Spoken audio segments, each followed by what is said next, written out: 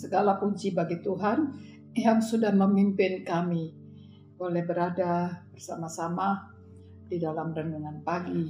Yang pagi hari ini akan saya sampaikan soal bangsa Israel yang berperang melawan Amalek.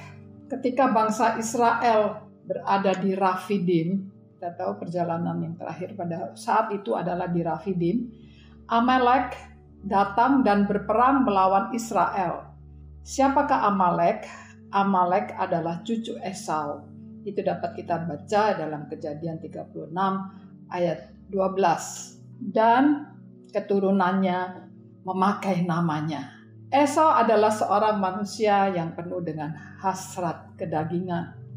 Tentu kita sudah pernah mengetahui bahwa Esau mempunyai saudara kembar yang bernama Yakub. Dan Esau ini suka berada di padang. Ketika itu dia selesai memburu, dia kembali dan dia mencium bau harum yang ternyata itu bau kacang merah yang dibuat oleh Yakub, saudaranya. Dan Esau ini memiliki hak kesulungan karena dia yang tua. Nah, Esau ini tergiur dengan makanan itu sehingga dia rela untuk menjual hak kesulungannya kepada Yakub. Ini adalah suatu hasrat yang dimiliki oleh Esau, yaitu hasrat kedagingan. Karena itu, perang bangsa Israel melawan Amalek melambangkan peperangan orang Kristen melawan hasrat-hasrat kedagingan dan dosa-dosa yang menyerang. Itu kita bisa baca dalam Keluaran 17 ayat 16. Amalek datang menyerang, tetapi mereka di bawah pimpinan Musa harus menyerang balik. Ya, mereka harus melawan orang-orang Amalek itu. Nah, peperangan melawan kedagingan dan dosa itu menunjukkan kepada kita, setiap generasi harus berperang melawan Amalek yang adalah gambaran tentang hasrat kedagingan. Firman Tuhan berkata, tangan di atas panji-panji Tuhan. Tuhan berperang melawan Amalek. Terus menerus itu Keluaran 17 ayat 16. Setiap orang Kristen harus meraih kemenangan pribadinya atas sifat kedagingan. Ya, memang kita dilahirkan dengan daging dan darah, dan seringkali daging kita ini suka memberontak. Ya, daging kita ini terlalu banyak menuntut hal-hal yang menjadi keinginan kita, hawa nafsu kita yang menguasai kita. Kita bisa baca tentang hal kedagingan itu di dalam Galati 5 ayat 19. Perbuatan daging telah nyata, yaitu percabulan, kecemaran, hawa nafsu, penyembahan berhala, sihir, perseteruan, perselisihan, iri hati, amarah, kepentingan diri sendiri, percideraan, roh pemecah, kedengkian, kemabukan, pesta pora, dan sebagainya. Terhadap semuanya itu kuperingatkan kamu seperti yang telah kubuat dahulu, bahwa barang siapa melakukan hal-hal yang demikian, ia tidak akan mendapat bagian dalam kerajaan Allah. Wow, sungguh mengenaskan ya. Kalau sampai kita sebagai orang percaya pada Tuhan, tetapi masih hidup di dalam kedagingan. Kita masih belum melepaskan kehendak-kehendak daging yang berdosa itu dan tidak menuruti pimpinan Roh Kudus dalam hidup ini. Sehingga pada akhirnya mereka yang mengikuti kehendak daging itu akan binasa, saudara-saudara. Ya, tetapi orang-orang yang mengikuti kehendak Roh itu akan hidup. Ini juga berlaku bagi para pemimpin, ya, pemimpin gereja khususnya. Paulus harus menyampaikan hal ini di dalam jemaat di Korintus, yaitu kalau kita baca dalam kitab Korintus, saya tidak akan bacakan. Perhatikanlah bahwa Amaleklah yang menyerang Israel. Keluaran 17 ayat 8, bukan Israel yang menyerang Amalek, tetapi Amalek yang menyerang Israel. Kedagingan yang menyerang kita. Walaupun kita sudah percaya Yesus, tetapi ada banyak hal yang menggoda kita, hal-hal kedagingan, hasrat-hasrat hati yang tidak berkenan kepada Tuhan, yang selalu menggoda kita sehingga kita jatuh di dalamnya. Dan kalau kita tidak bertobat, kita masih tetap hidup di dalamnya.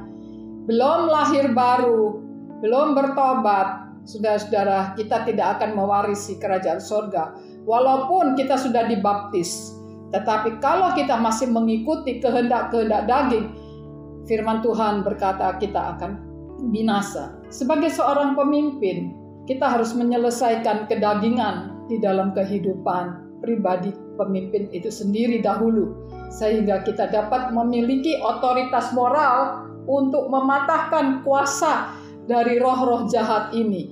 Di dalam apa, saudara, kita bisa patahkan? Kita tidak bisa mematahkan kehendak daging atau serangan-serangan daripada hawa nafsu ini dengan kekuatan manusiawi kita. Tidak bisa selain melalui doa. Itu yang pertama, ya. Kita dapat menyelesaikannya itu melalui doa. Dalam peperangan Israel melawan Amalek, pasukan Israel dipimpin oleh Yosua menang selama Musa mengangkat tangannya. Ya, ini suka dibayangkan tentang doa. Tetapi Amalek menang ketika tangan Musa itu turun. Jadi peperangan melawan kedagingan itu memang sangat sukar dan berat sekali. Banyak orang kalah menghadapi keinginan daging daripada menuruti kehendak roh. Peperangan membuat kita sangat lelah, sebagaimana halnya peperangan yang dialami Musa terhadap Amalek. Musa membutuhkan dukungan dari Harun dan Hur untuk membantu mengangkat tangan Musa sampai tangan Musa itu turun ketika matahari itu terbenam. Tim kepemimpinan harus ada di dalam jemaat, termasuk juga staf penggembalaan, majelis jemaat, penatua, diaken, dan para pemimpin kelompok atau kita katakan pemimpin sel atau rayon, ya. Gembala tidak akan mampu kalau ia terlalu sibuk memperhatikan setiap jemaat sendirian. Karena itu kalau kita baca di dalam Keluaran 18 ayat 21 sampai 23, Yitro itu menasehati Musa supaya Musa itu memanggil atau memilih orang-orang yang qualified, ya, memilih orang-orang yang sanggup untuk memimpin 1.000, pemimpin 100, pemimpin 50, pemimpin 15, harus ada itu. Ini suatu pelayanan yang baik sekali. Ini adalah pikiran daripada Yitro yang dituangkan kepada Musa, supaya Musa melakukan pengelompokan, supaya dia tidak berat dengan bekerja sendiri. Kalau ada masalah yang berat, masalah itu bisa diserahkan kepada Musa sebagai pemimpin yang utama. Tapi kalau tidak, orang-orang bisa bangsa Israel itu dapat menyerahkan kepada pemimpin-pemimpin kelompok mereka. Ya, itu juga bisa kita lihat dalam Kisah Rasul 6 ayat 2 sampai 4.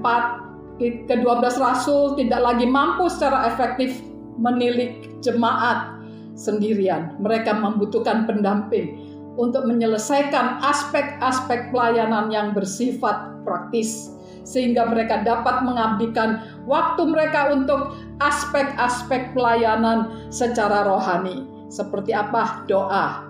2, belajar. 3, mengajar atau menyampaikan firman Tuhan. Ini merupakan tanggung jawab utama para hamba Tuhan, agar jemaat bertumbuh makin dewasa rohani, tidak kanak-kanak. Kanak-kanak itu banyak rewel, banyak permintaan, harus dituruti. Kalau tidak, dia akan ngambek. Dia tidak dapat berpikir panjang, tidak dapat menahan perasaan marah, tidak dapat melawan kehendak daging. Kalau kita baca Efesus 4 ayat 11-15, Tuhan telah menetapkan atau menentukan 5 jawatan. 5 jawatan itu ada gembala, ada guru, ada rasul, nabi, pengajar, ya. Dan semua itu adalah untuk mengajar jemaat, menumbuhkan mereka, saudara-saudara, supaya mereka bertumbuh menjadi dewasa dan tidak kanak-kanak. Ya, semakin lama semakin dewasa kerohaniannya. Kita semua sekalian perlu kedewasaan rohani. Puji Tuhan, saudara-saudara. Lewat apa? Lewat doa, lewat belajar firman Tuhan, lewat yang ketiga, yaitu lewat mengajar dan menyampaikan firman Tuhan. Kita berdoa, terima kasih Tuhan, terima kasih kami sebagai orang-orang pilihan Tuhan yang ditentukan Tuhan supaya kami selamat, kami menang, kami mempunyai panji-panji, yaitu panji-panji kemenangan. Karena Kristus ada dalam kami dan Roh-Mu bekerja terus membantu kami untuk melawan kedagingan, melawan hawa nafsu, dan segala kehendak daging yang berdosa yang menghambat pertumbuhan kerohanian kami. Tuhan, tolong kiranya kami melalui firman dan Roh Kudus, kami dapat berjalan di dalam kemenangan kepada kemenangan. Tuhan kiranya memberkati kami semua dalam nama Tuhan Yesus Kristus. Amin.